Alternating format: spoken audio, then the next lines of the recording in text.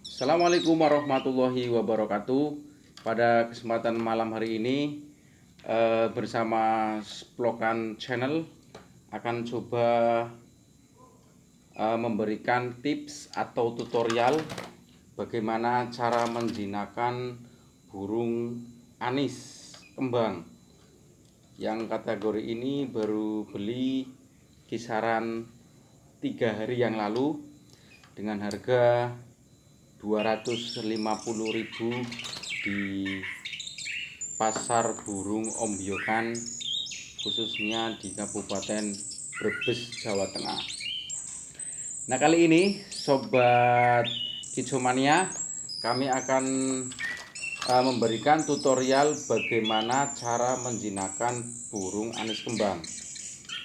Burung anis kembang itu ada berbagai macam varian, khususnya di Pulau Jawa, yaitu ada macam-macam jenis anis. Yang pertama ada anis bata, anis kembang, anis gading, anis jati, dan lain sebagainya.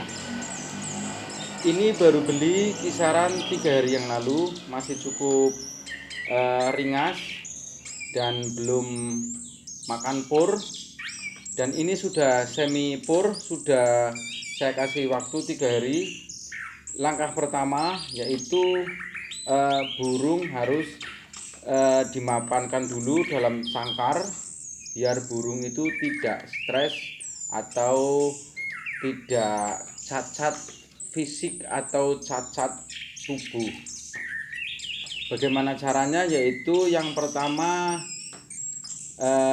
kita jangan memandikan dulu sampai belum benar-benar makan pur. Dengan asupan yang pertama yaitu krotosari, pur krotosari, dan dicampur dengan kroto. Lah, krotonya bagaimana? Krotonya itu diremas-remas biar pecah atau biar keluar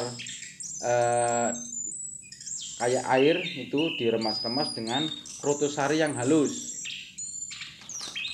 Itu durasi 3 hari atau sampai 1 minggu. Dan di cupuk yang lainnya kayak ini, bantuan cupuk yang lainnya ini bisa ditambahkan dengan jangkrik atau kroto. Kalau ulat Hongkong kalau bisa dihindari dulu, karena burung ini belum begitu mapan, itu dampaknya akan relatif fatal. Kalau burung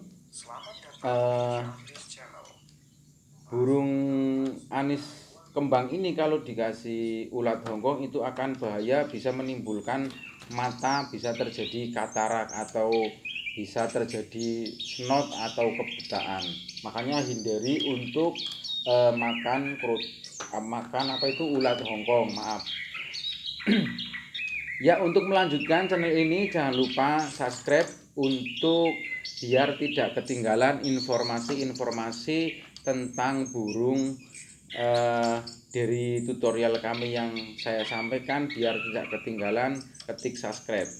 Mari kita lanjut untuk tutorial berikutnya.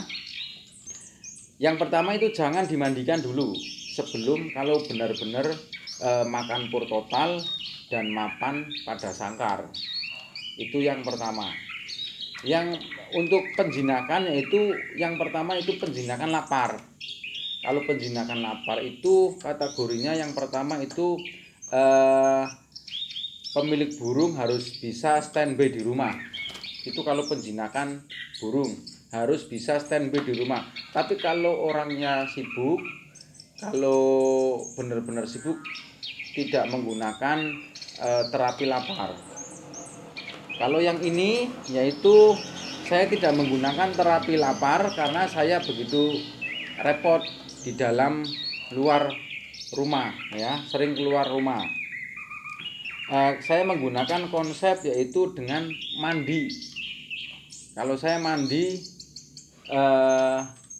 kalau bisa 3 hari sekali. Pada waktu pagi jam 6 sudah dikeluarkan dari rumah, lalu diangin-anginkan sebentar, lalu saya semprot Setelah itu saya kasih kroto, kasih jangkrik, kalau bisa cacing, dan dikasih buah-buahan seperti kates atau pepaya, terus pisang, mentimun, dan lain sebagainya. Nah, jika burung ini sudah mapan durasi 1 sampai 1 minggu, itu boleh bisa dimandikan. Kalau baru pertama kali beli, kalau belum mapan jangan dimandikan. Ya, ini proses pemapanan dulu biar burung itu mapan dan makan pur. Itu prosesnya ada beberapa minggu, itu ada jedahnya. Kalau sudah makan pur itu boleh dimandikan. Nah, setelah proses sudah mandi itu perawatannya agak sedikit cukup mudah. Tapi kalau proses belum makan pur agak begitu sulit. Lah, burung ini kategori burung yang tidak panas. Makanya dikategorikan kalau penjemuran itu kalau bisa maksimal 1 jam, minimal 30 menit untuk burung ini. Kalau burung ini tuh burung yang tipikalnya itu burung yang sukanya tempat-tempat yang berdup, seperti di pohon yang rindang gitu. Kalau asupan bisa ditambahkan dengan cacing atau kelabang atau belalang boleh. Ini untuk menambahkan nutrisi dan vitamin pada burung. Nah, ini kalau burung ini kategori burung faktor sehat, dan ini kategori burung ini tersebut yaitu burung yang loncatannya cukup agresif dan tidak membacok pada kepala burung. Biasanya kalau ada burung yang agresif yang kepalanya itu sampai bacok atau keluar darah kayak habis berantem. Lah, burung anis kembang ini kategori burung anis kembang jantan ya. Dari lihat fisiknya, tubuhnya itu fighter, cengkraman kakinya pun juga bagus. Dari pola matanya juga agak tajam. Ini alhamdulillah saya memilih yang tidak kena katarak, karena burung ini kalau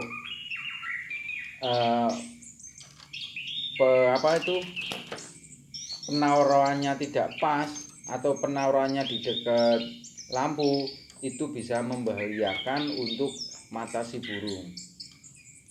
Nah, untuk berikutnya barangkali ada komentar di kolom di bawah, barangkali mau berkomentar dengan video kami, silakan berkomentar.